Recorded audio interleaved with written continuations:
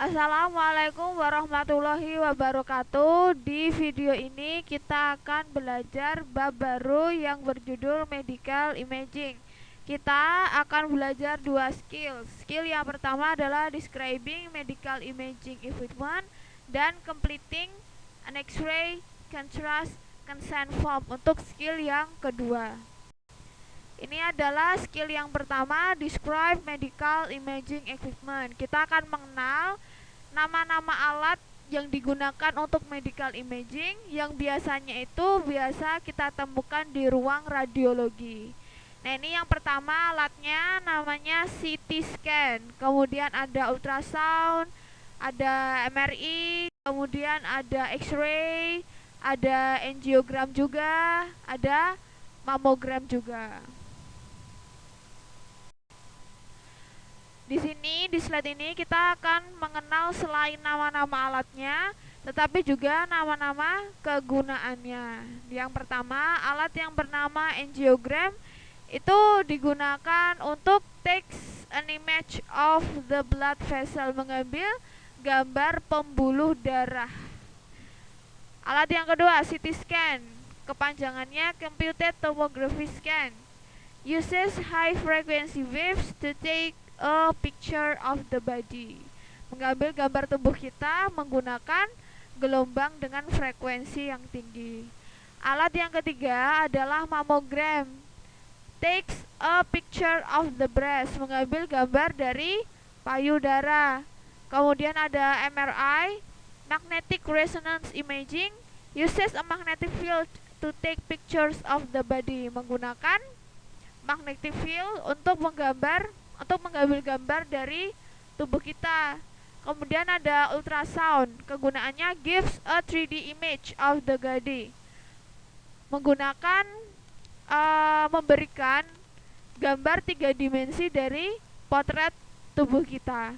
Kemudian ada X-ray yang terakhir, takes a picture of bones, mengambil gambar dari tulang kita.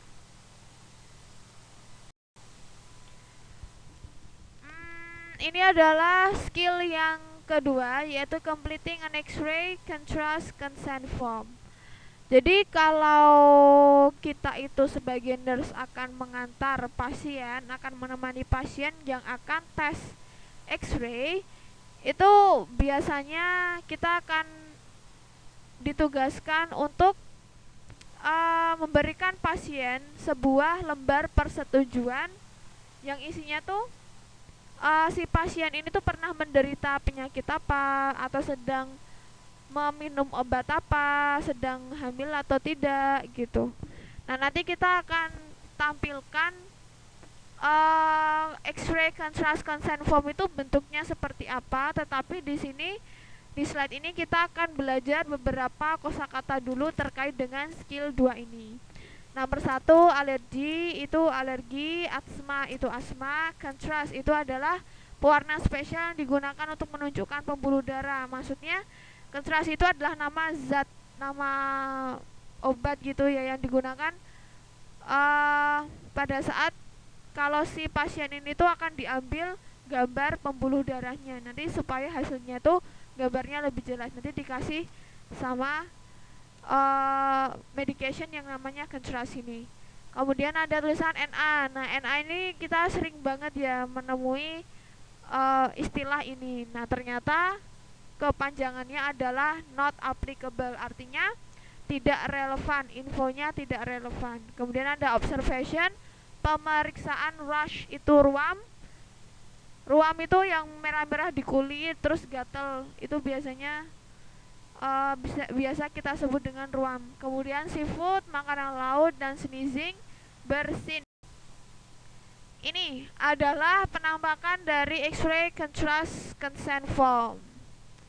Ini ya, terdapat beberapa pertanyaan yang harus dijawab oleh si pasien sebelum kita mengantar mereka ke ruang radiologi untuk di X-ray ini. Jawabannya yes, no, atau NA itu tadi not applicable ya, berarti itu tidak relevan. Nomor 1, pertanyaannya, have you ever had asthma?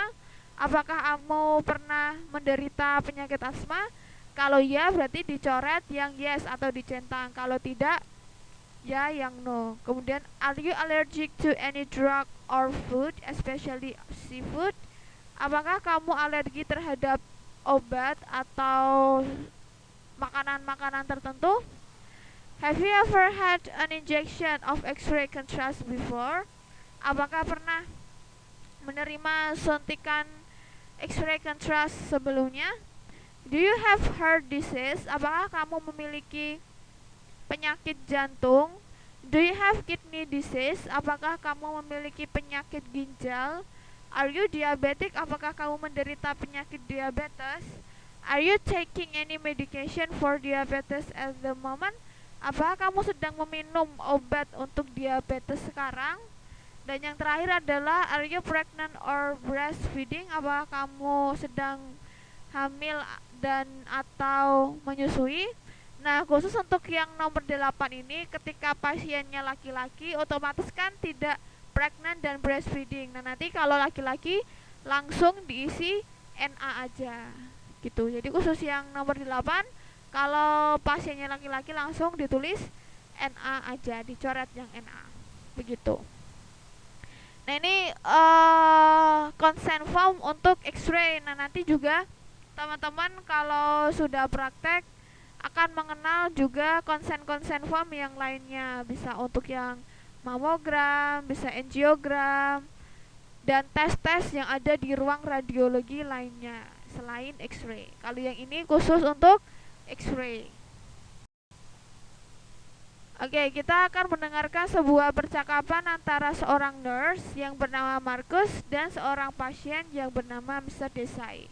Nah, ini Mr. Desai itu akan melakukan X-ray di ruang radiologi, tetapi sebelumnya dia harus mengisi X-ray contrast consent form-nya itu yang tadi kita sudah tampilkan.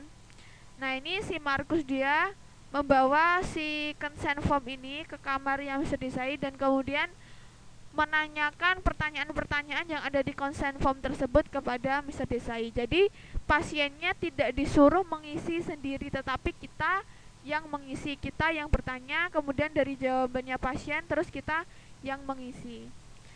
Untuk lebih jelasnya silakan dilihat halaman 100 audio 7.1. 7.1. Hello, Mr. Desai. I need to ask you some questions before you have an angiogram. All right. What sort of questions? The questions are for the consent form for X-ray contrast. Okay. Have you ever had asthma? Oh, yes. I've had asthma all my life. Okay. Are you allergic to any drugs or food? Yes, I'm allergic to penicillin. Okay. What about allergies to food, especially seafood? Oh, no, I'm not allergic to any food. Seafood? Why is that important? The dye has similarities to seafood proteins. Oh, that's interesting. But no, I'm not allergic to seafood. Have you ever had an injection of X-ray contrast before? Yes, I have. It was 6 months ago. Did you have a reaction to it? Yes, I had a rash afterwards, but they gave me some medication and I was fine. Okay. Do you have heart disease? No, I don't. Do you have kidney disease? No, I don't. Are you diabetic? Yes, I am. Are you taking any medication for diabetes at the moment? Yes, I take tablets for diabetes.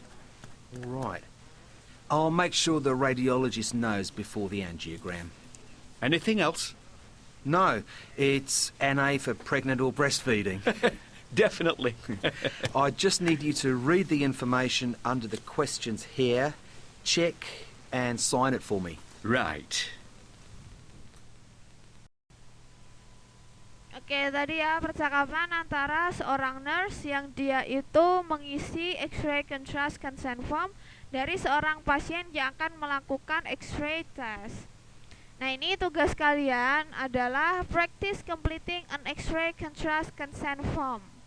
Latihan untuk melengkapi X-ray contrast consent form yang tampilannya itu ada di modul kalian halaman 68 ya. Itu bentuknya kayak yang sudah ditampilkan yang tadi, tetapi nanti percakapannya itu teman-teman bisa menggunakan patient one information dan patient two information.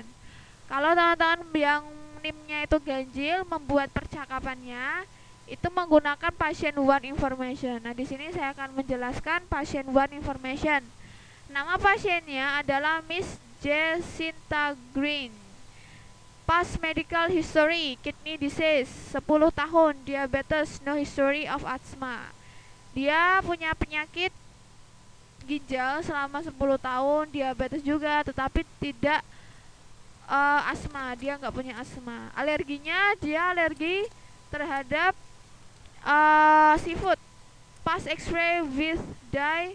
Oh, dia belum pernah menerima suntikan X-ray contrast, belum pernah. Kemudian diabetes medicationnya, ya dia insulin medicationnya untuk diabetes. Kemudian apakah dia sedang hamil? Tidak. Breastfeeding juga tidak. Kemudian untuk patient to information, namanya Mr. Brian Dunlop. Dia itu pas medical history-nya, dia punya penyakit jantung, heart disease selama 2 tahun, kemudian mild asthma, asma yang sedengan, agak ringan gitu, enggak yang parah banget. Alerginya, dia alergi kacang, peanuts itu kacang, dia alergi kacang. Kemudian pas X-ray with dye, ya dia pernah. Kemudian diabetes medication-nya tidak, karena dia juga tidak memiliki penyakit diabetes. Apakah dia pregnant dan breastfeeding? Nah, di sini pasiennya laki-laki. Nah, nanti di consent form-nya itu ditulis atau dicentang di bagian kolom yang NA itu. Itu jadi tugasnya teman-teman membuat sebuah percakapan seperti yang dilakukan oleh Markus dan Mr. Desai tadi dengan patient information 2 ini. Bagi teman-teman yang NIM-nya ganjil, patient information-nya yang nomor 1. Teman-teman yang genap, NIM-nya pakai patient information yang nomor 2 yang di sebelah kanan. Gitu. Terima kasih. Sekian video kali ini. Jika ada pertanyaan, silakan chat saya secara pribadi. Saya tutup. Wassalamualaikum warahmatullahi wabarakatuh.